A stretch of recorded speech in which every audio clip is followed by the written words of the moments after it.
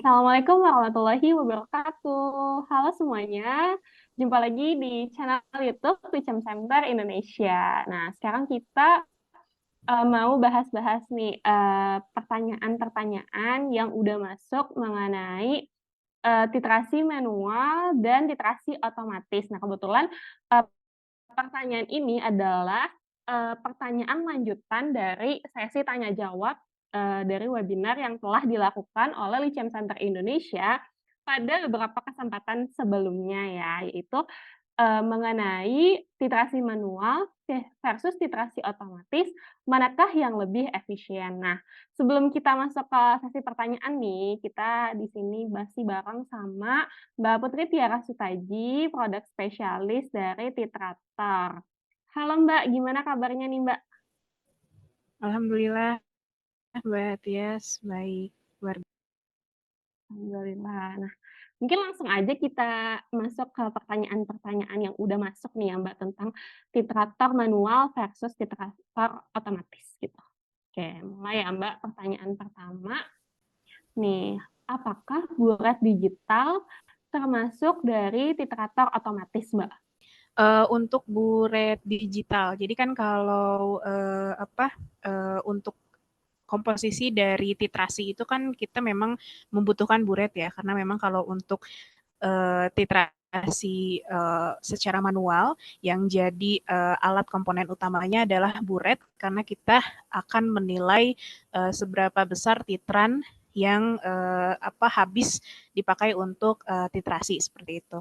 Nah, perbedaannya dengan automatic titrator, tidak hanya milik, konsumsi daripada, titran yang akan, kita dapatkan, akan tetapi juga langsung kita akan mendapatkan hasil daripada, konsentrasi dari suatu, zat yang memang kita ingin ketahui, seperti itu. Jadi memang, dari digital dan manual, perbedaan itu pun sudah terlihat, seperti itu ya Mbak Tias. Sehingga jika, ditanyakan apakah buret digital termasuk dalam automatic titrator, maka jawabannya adalah, untuk buret digital belum termasuk ke dalam automatic titrator. Karena kalau buret digital itu memang, dia komponennya atau, fiturnya sama, hampir sama dengan, eee, dengan buret, manual, seperti itu. Jadi yang kita dapatkan hanya, nilai mili dari konsumsi titran yang terpakai, untuk mencapai, titik TAT, seperti itu. Jadi belum, sampai ke hasil. Sehingga, meskipun kita sudah menggunakan buret digital, akan tetapi belum bisa dikatakan kalau memang kita sudah menggunakan automatic titrator. Jadi yang didigitalisasinya, yang diotomatisasinya hanya, berupa miliknya saja seperti itu. Sehingga mungkin bisa lebih akurat ya Mbak Tias kalau misalnya memang kita di buret manual itu terbatas hanya satu angka di belakang koma, bisa melihatnya untuk ketelitiannya. Akan tetapi untuk digital buret ini kita mungkin bisa ada yang sampai 8 angka di belakang koma, sehingga memang itu sangat akurat sekali seperti itu. Jadi kalau pertanyaannya sudah termasuk automatic titrator atau bukan, jawabannya bukan, karena untuk parameter yang kita bisa ambil hanya miliknya saja, belum sampai ke hasil seperti itu. Jadi mungkin bisa dikatakan kalau buret titrator otomatis ini adalah bagian dari buret digital gitu ya Mbak. Karena buret Betul, digital itu kan ada yang otomatis, ada yang semi otomatis juga gitu nggak sih Mbak? Nah, betul, kalau betul. perbedaannya itu sama ya Mbak antara semi otomatis dan otomatis itu perbedaannya gimana sih Mbak? Untuk buretnya sendiri ya. Ya. Nah, kalau untuk buretnya sendiri, kalau yang memang sudah otomatis, kita sudah bisa menentukan jadi si TAT-nya itu kita sudah bisa setting untuk dia di range berapa sehingga dia akan tetesan titernya itu ke dalam sampelnya itu dia akan mengecil, remnya dia akan berkurang seiring dengan dia akan mencapai titik akhir titrasi. Akan tetapi kalau yang semi otomatis kita masih benar-benar harus teliti, jadi memang harus masih membutuhkan indikator warna gitu ya, karena kita yang menjadi perbedaan itu hanya dia nilainya aja gitu. Tapi untuk dia kita membuka valve, bahkan ada yang kita membuka valve-nya itu masih secara manual, akan tetapi nilai yang muncul itu hanya milinya aja seperti itu. Itu yang masih semi otomatis. Jadi untuk perlakuannya kita masih harus membuka valve. Tapi kalau yang memang sudah otomatis kita bisa menggunakan keyboard khusus untuk kita klik on sama off untuk peniternya gitu, sehingga selain daripada nilai yang muncul dari konsumsi dari si titran itu sendiri, tapi untuk kita pengaturan setting dari peniter on off-nya itu sudah secara otomatis seperti itu. Jadi kalau bisa dibilang kalau yang otomatis ini sudah menggunakan elektroda gitu ya Mbak ya. Nah kalau yang semi otomatis ini masih pakai perubahan warna, berarti tidak menggunakan nilai MV gitu ya Mbak. Seperti itu. Ya, seperti itu. Jadi bisa dikonjugasikan dengan elektroda seperti itu. Tapi kalau misalnya mungkin Ibu Bapak pernah lihat ada yang namanya pipet otomatis. Nah, kurang lebih seperti itu. Jadi kalau misalnya yang masih semi otomatis itu bentuknya sama seperti buret, tapi di bawahnya itu dia ada nilai digital. Sehingga untuk yang dia setiap ada larutan yang keluar itu dia terdigitalisasi di situ. Seperti itu. Jadi itu tadi perbedaannya ya. Kalau otomatis itu sudah menggunakan nilai MC gitu ya. Jadi selain tadi digitalisasinya itu dari mulai apa namanya 4 angka di belakang koma gitu nilainya ya. Terus juga ada otomatisasinya itu menggunakan elektroda ya. Kalau misalkan semi otomatis itu masih menggunakan indikator warna. Cuman tetap aja digitalisasinya itu nilainya sudah lebih akurat karena sudah 4 angka di belakang koma gitu ya. Betul. Terima kasih Mbak Putri. Kita lanjut lagi nih ke pertanyaan selanjutnya. Nah, apa kalibrasi dari titrator otomatis ini apakah sama dengan titrator manual? Karena agak susah mencari yang bisa melakukan kalibrasi otomatis. Nah, kemudian bagaimana teknis kalibrator titrator ini? Apakah cukup 1 kali, 6 bulan sekali, atau setiap kali akan digunakan? Bagaimana nih Mbak terkait kalibrasi Baik. itu sendiri? Baik. Kalau untuk segi dari komponen titrasinya itu komponen dari kalibrasi untuk titrator itu seperti apa. Sebenarnya kalau untuk yang manual, titrasi manual kan memang yang untuk dikalibrasinya itu paling buretnya. Seperti itu. Nah, kalau untuk di automatic titrator juga sama, kita ada buret, tapi buretnya dia sudah menggunakan piston, seperti itu ya. Jadi kalau untuk dibilang sama, akan tetapi kalau untuk yang di automatic titrator dia akan lebih banyak gitu ya komponen untuk kalibrasinya. Jadi kalau untuk yang di manual karena kita hanya menggunakan buret sebagai alat support untuk kita melakukan titrasi, maka yang dikalibrasi adalah hanya buretnya saja, kemudian ketelitiannya gitu ya, dilihat dari ketelitiannya, sama juga cara penggunaan cara prosedur dari kalibrasinya itu kita menggunakan picnometer yang di mana picnometer tersebut kita timbang beratnya di digital balance gitu ya, untuk nilainya seperti apa, nilainya berapa, kemudian kita isikan sebanyak contoh misal 10 mili gitu ya, sesuai dengan kapasitas dari si picnol tersebut. Nilainya berapa, kemudian kita masukkan air yang ada di dalam buret 10 mili, kemudian sama atau tidak. Seperti itu. Jadi komparasi antara picnometer yang diisi dengan aquades yang dikeluarkan dari buret itu sendiri, sebagai komparasi bahwa nilai 10 mili yang keluar dari buret itu sendiri itu tepat dan akurat atau tidak. Itu jenis dari kalibrasinya seperti itu. Nah, kalau untuk di yang automatic titrator juga sama. Jadi kita juga mengeluarkan nilai secara otomatis gitu ya. 10 mili mengeluarkan dari buret piston, kemudian ditimbang menggunakan picnometer. Jadi untuk cara kerjanya sama seperti itu. Akan tetapi kalau untuk di automatic titrator ada tambahan lagi, kita menganalisa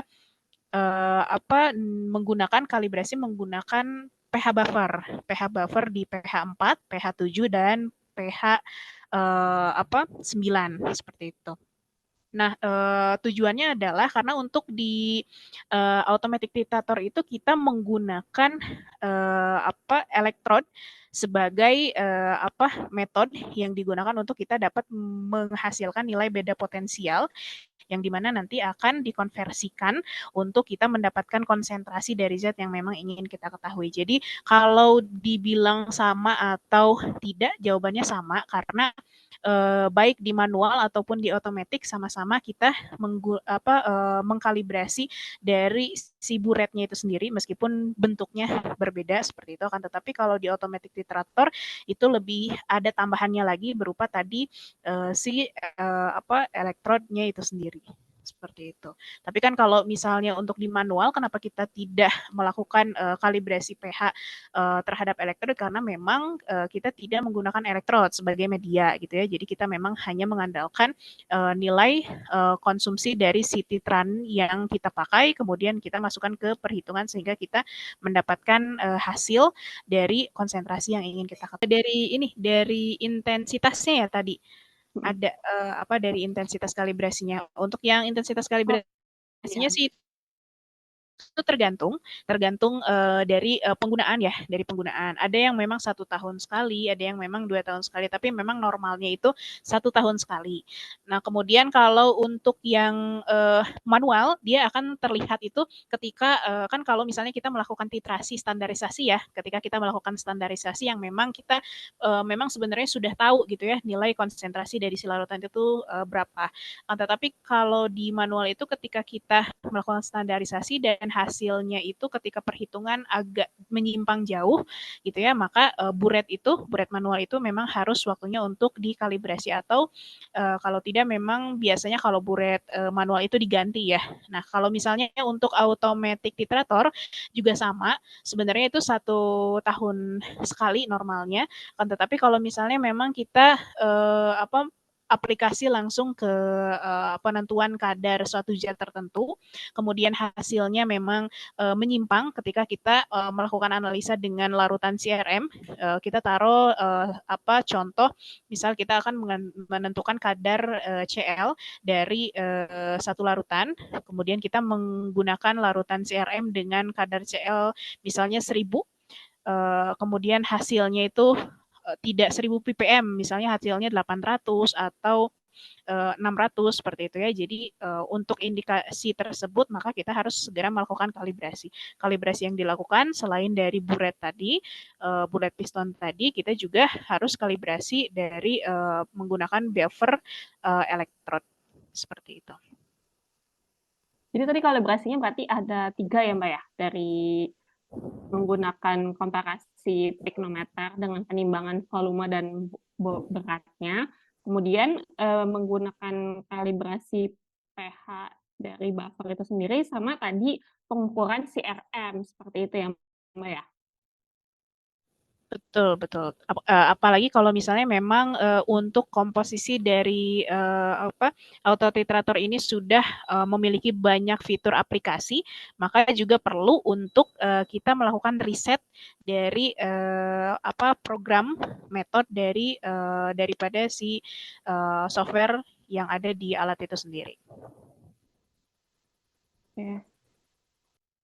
Oke, semoga menjawab. Kita masuk lagi ke pertanyaan berikutnya nih, Mbak. Apakah jika menggunakan titrator otomatis ini perlu melakukan validasi metode uji terlebih dahulu? Seperti itu, Mbak.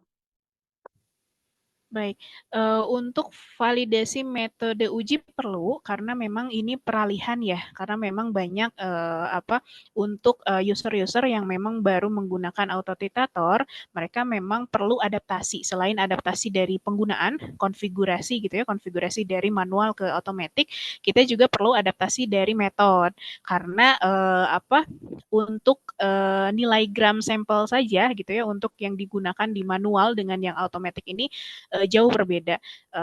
Diambil sampel ketika kita akan melakukan analisa ester value.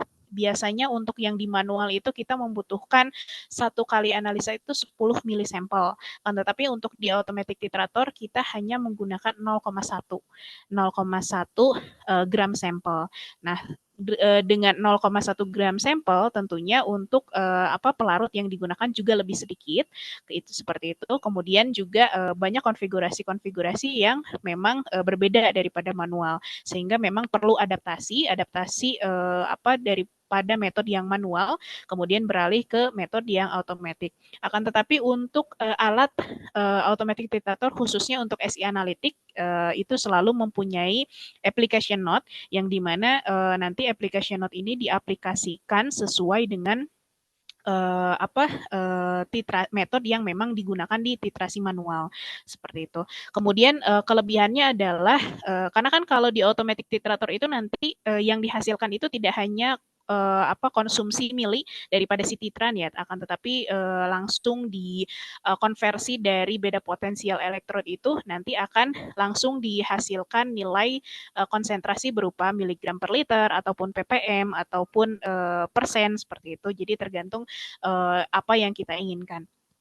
Nah, dari situ juga nanti didapatkan itu karena ada rumus yang tersimpan di dalam software automatic titrator itu sendiri, sehingga kalaupun memang tidak ada default di dalam auto titrator SI Analytic itu sendiri, maka kita bisa input rumus-rumus yang memang digunakan di titrasi manual.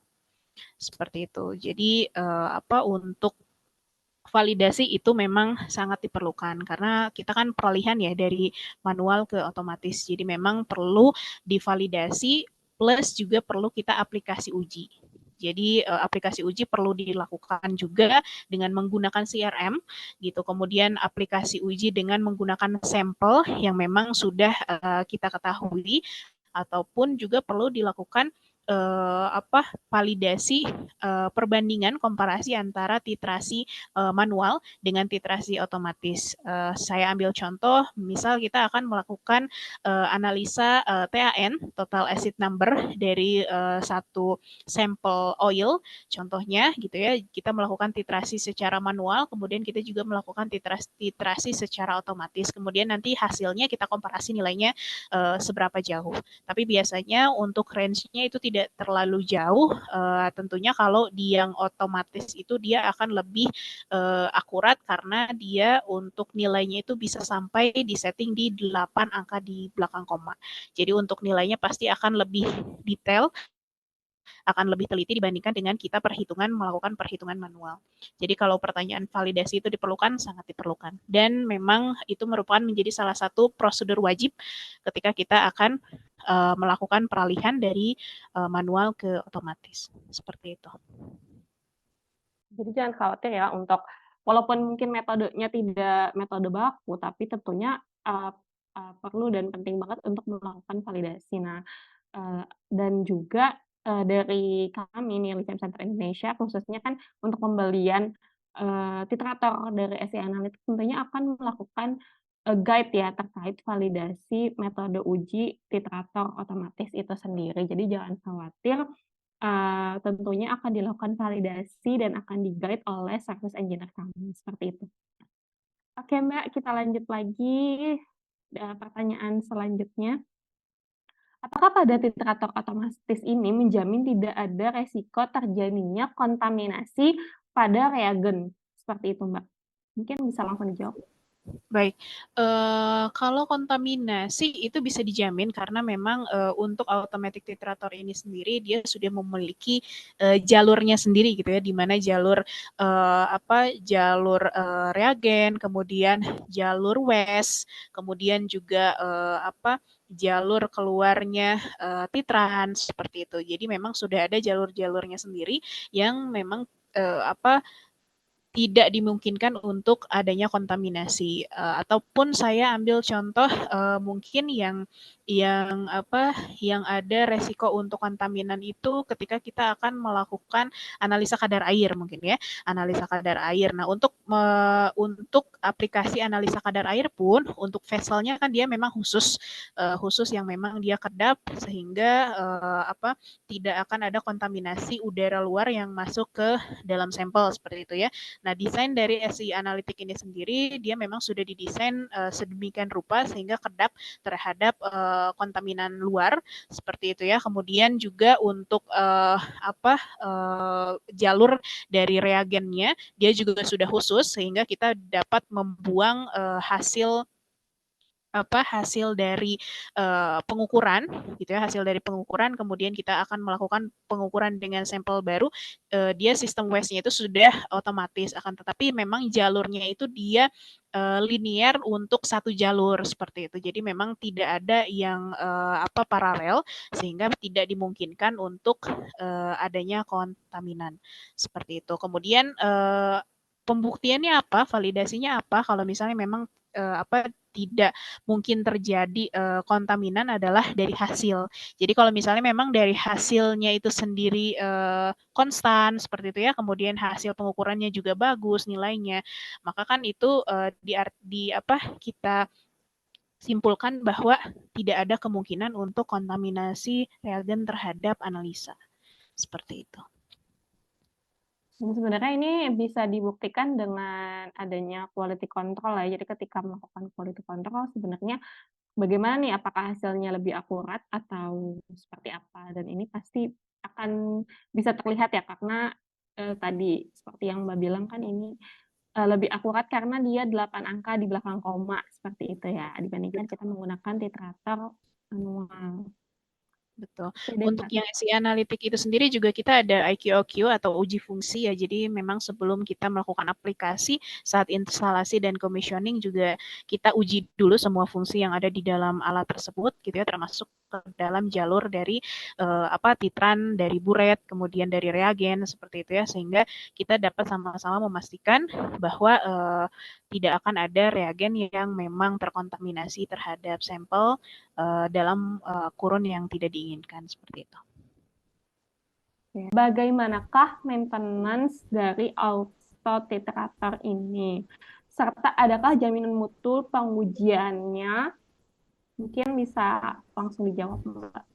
Baik, kalau untuk pengujian mutu tentu ada, karena untuk dari metode-metode yang memang sudah default ada di dalam alat dari Titroline ini sendiri memang sudah terstandarisasi daripada beberapa metode ya. Jadi memang ada yang sudah terstandarisasi dari ASTM, kemudian ISO dan lain-lain. Jadi untuk jaminan mutunya juga sudah terverifikasi seperti itu.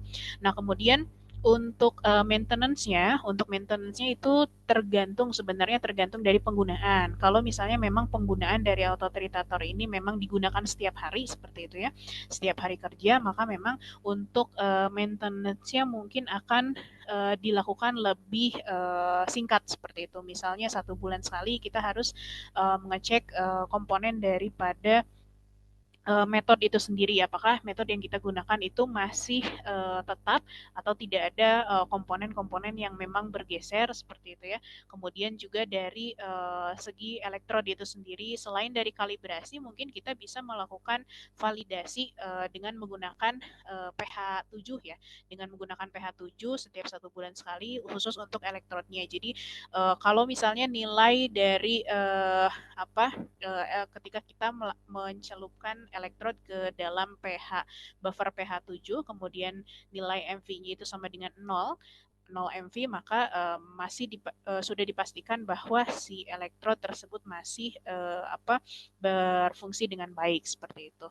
Nah, kemudian selain daripada metode juga elektrod, kemudian bisa juga kita melakukan rinsing daripada si autotitrator itu sendiri untuk menguji nilai dari keakuratan buret itu sendiri. Jadi kalau misalnya memang kalibrasi itu digunakan dilakukan dalam kurun 1 tahun sekali, akan tetapi untuk validasi kalau misalnya memang penggunaannya itu sering, bisa dilakukan 1 bulan sekali. Kemudian untuk maintenance lainnya tidak ada maintenance yang khusus ya, jadi mungkin seperti alat yang tidak digunakan itu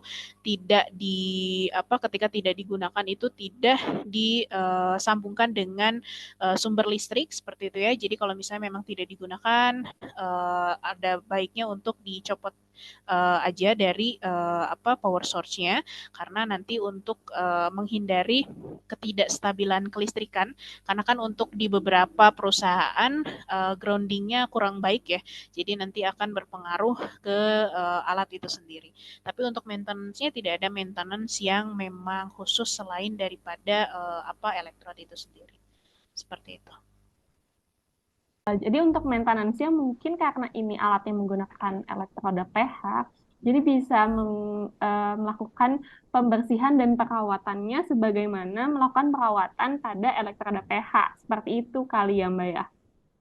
Betul, betul. Jadi untuk mengetahui nih bagaimana cara perawatan elektroda pH, mungkin bisa lihat di video-video YouTube kita sebelum-sebelumnya ya di atas ini. Oke, mungkin ini nih Mbak, kita lanjut lagi ke pertanyaan berikutnya nih. Seperti yang kita ketahui itu kan ya, namanya alat itu pasti ada yang namanya problem. Nah, seperti apa sih Mbak? Bagaimanakah cara kita melakukan troubleshooting terhadap titrator otomatis ini tersendiri dan bagaimana problem-problem apa sih yang biasanya terjadi saat menggunakan titrator otomatis? Baik, untuk setiap instrumentasi pasti ada kelebihan dan kekurangan seperti itu ya. Untuk kelebihannya, untuk efisiensi waktu, efisiensi dari bahan yang digunakan, kemudian efisiensi dari keselamatan kerja daripada user itu sendiri seperti itu ya. Kekurangannya adalah dari segi hasil itu sendiri. Jadi dikarenakan memang untuk automatic titrator ini tidak hanya memunculkan konsumsi dari titran yang digunakan, akan tetapi langsung kita memunculkan konsentrasi gitu ya yang diinginkan daripada satu larutan itu sendiri, daripada suatu zat itu sendiri, sehingga memang dimungkinkan ada error, ada troubleshoot daripada hasil itu sendiri. Tapi troubleshoot itu juga disebabkan oleh beberapa memang bisa kita trace. Saya ambil contoh ketika ada Titroline 7000 ya, Titroline 7000 itu dia untuk aplikasi untuk potentiometri, kemudian asam basa dan lain-lain untuk titrasi-titrasi sederhana lah seperti itu. Nah, biasanya untuk titrator yang memang tidak di maintenance untuk lebih dari 1 tahun seperti itu ya, itu dapat hasilnya itu bisa menyimpang, bahkan untuk keberulangannya itu bisa jauh seperti itu. Jadi kalau misalnya kita melakukan analisa total base number, saya ambil contoh total base number, misalnya hasilnya itu adalah 1 seperti itu ya. Kemudian kita melakukan analisa yang sama dengan sampel yang sama, komposisi yang sama, tapi hasilnya jauh misalnya 3 seperti itu. Padahal itu yang sama gitu ya, untuk sampel dan lain-lainnya itu sama. Jadi untuk keberulangannya itu tidak baik gitu ya, dari 1 ke 3 ke 6 seperti itu, atau 1 3 3 4 seperti itu. Untuk keberulangannya ngaco. Nah, itu memang harus dilakukan dengan proses kalibrasi ataupun dengan maintenance yang memang sudah dijelaskan di awal tadi. Nah, kemudian troubleshootnya kalau untuk yang autotitator itu pasti di hasil aja sih, untuk lebih besarnya ya, lebih seringnya itu untuk troubleshootnya di hasil. Tapi kalau hasil ini bisa di solusinya adalah dengan melakukan standarisasi. Jadi biasanya kalau misalnya memang hasilnya itu tidak sesuai, yang pertama harus kita lakukan adalah kita melakukan standarisasi terlebih dahulu. Kalau misalnya memang standarisasi memang tidak cukup, maka kita melihat faktor-faktor lain yang menjadi penunjang dari terjadinya troubleshoot ini. Saya ambil contoh, saya pernah ada kasus troubleshoot untuk analisa kadar air dengan menggunakan Calvisor ya, dengan menggunakan Titroline Calvisor. Nah, dia tidak, di mana si alat ini tidak mau conditioning. Sedangkan kan conditioning ini diperlukan karena untuk menyeimbangkan lingkungan daripada si vesselnya itu sendiri sebelum kita memang dapat menentukan kadar air dari suatu sampel. Nah, alat ini tidak mau conditioning. Kemudian troubleshoot awalnya itu memang hasilnya itu dari keberulangannya itu menyimpang. Seperti itu. Nah, hasil keberulangannya menyimpang, kemudian caranya adalah dengan dilakukan standarisasi. Standarisasi dengan menggunakan, kalau kadar air kan kita bisa menggunakan Aquades ya, air tipe 2 air tipe 3 seminimal-minimalnya gitu ya.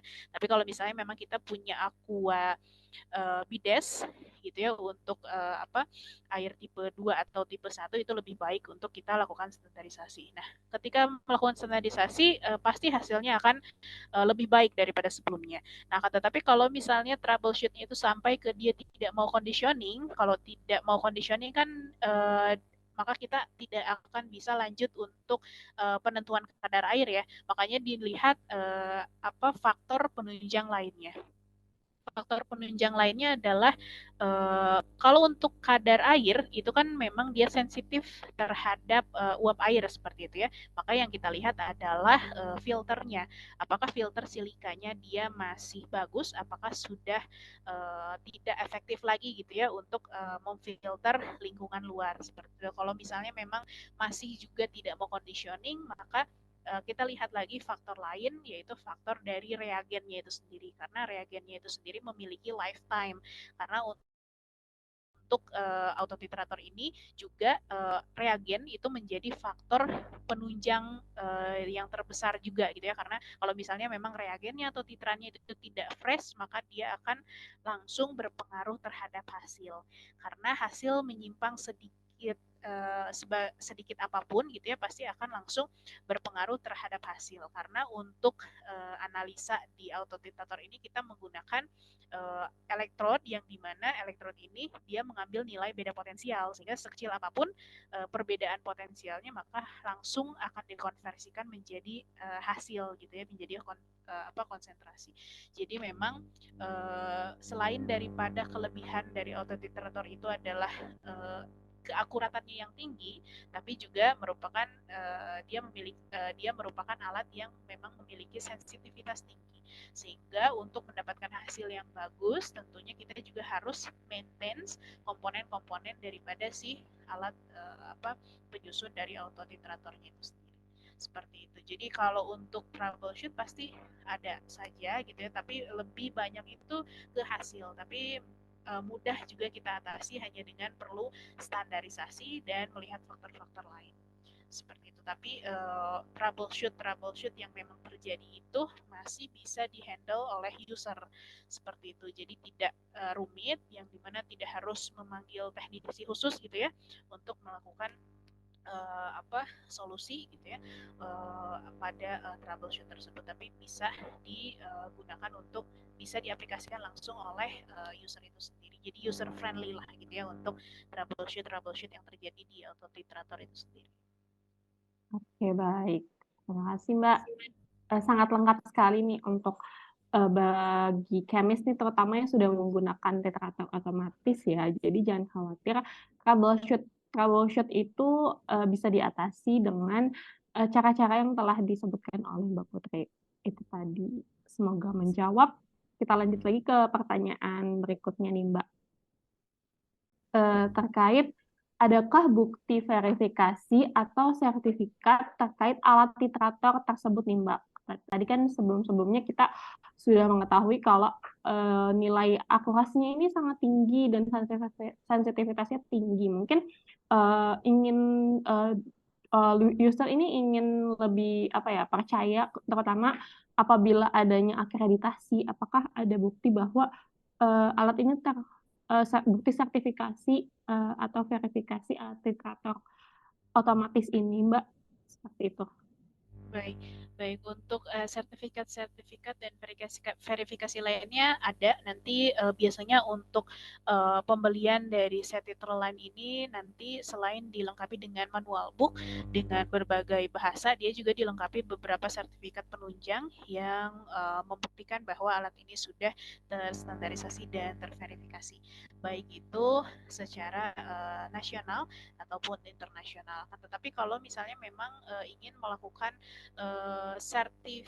standarisasi lokal seperti itu ya. Jadi alat ini memang sudah terkalibrasi, tapi misalnya memang ingin diperlukan gitu ya untuk satu perusahaan tertentu, diperlukan untuk kalibrasi ulang karena membutuhkan sertifikat dari nasional seperti itu ya. Nanti juga bisa dilakukan, bisa dilakukan tambahan kalibrasi dari yang bersertifikatkan, itu juga bisa nanti dilakukan seperti itu. Jadi selain ditunjang oleh sertifikat bawaan ya, sertifikat default yang memang sudah berstandarisasi nasional ataupun internasional, juga dapat ditambah dengan sertifikat lain yang memang dibutuhkan seperti itu.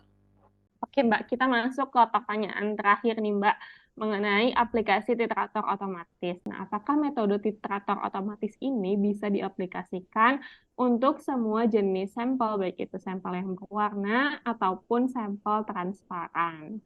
Nah, kemudian untuk aplikasi mengenai metode permanganat nih Mbak, apakah bisa dilakukan untuk menguji sampel permanganat, terutama yang menggunakan suhu tinggi, seperti itu?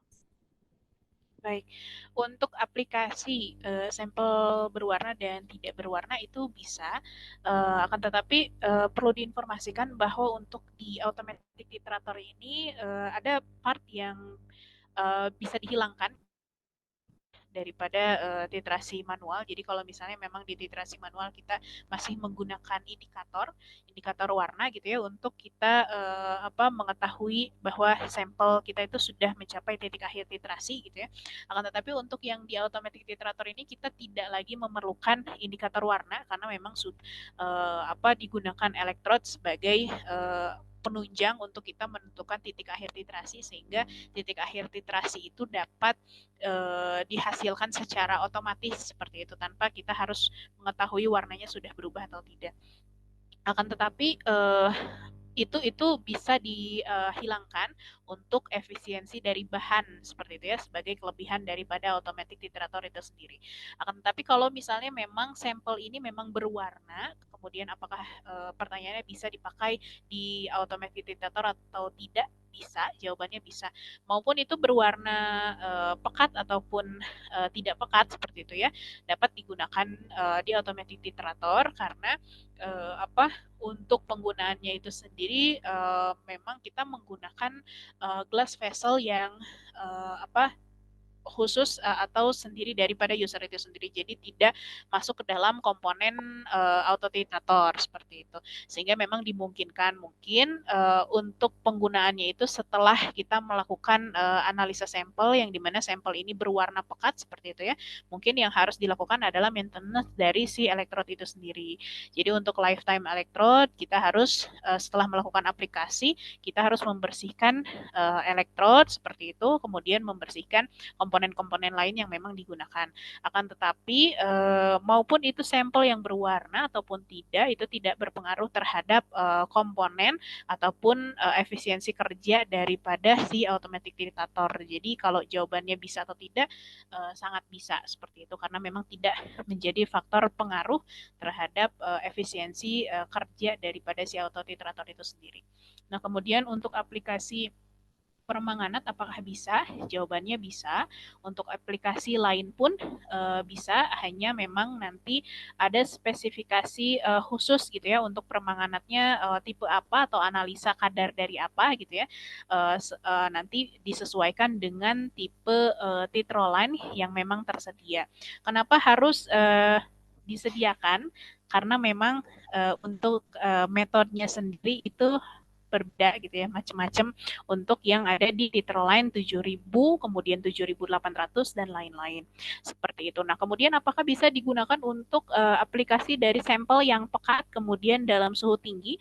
Jawabannya juga bisa karena mungkin nanti yang akan dimodifikasi adalah elektrod yang digunakan seperti itu. Oke, baik. Terima kasih Mbak Putri. Itu tadi pertanyaan terakhir dari berbagai pertanyaan-pertanyaan yang telah masuk mengenai titrator otomatis. Nih, bagi kemis yang ingin melakukan pembelian titrator otomatis atau ingin berkonsultasi mengenai aplikasi titrator otomatis yang cepat, akurat, dan efisien dari SI Analytics, mungkin bisa menghubungi kontak di bawah ini ya. Nah, terima kasih Mbak Putri Tiara Sutaji, produk spesialis titrator kami, sudah berkenan untuk menjawab pertanyaan-pertanyaan dari sesi webinar sebelumnya. Saya Tias Haryanti. Sampai jumpa lagi di video Licem Center Indonesia selanjutnya. Wassalamualaikum warahmatullahi wabarakatuh.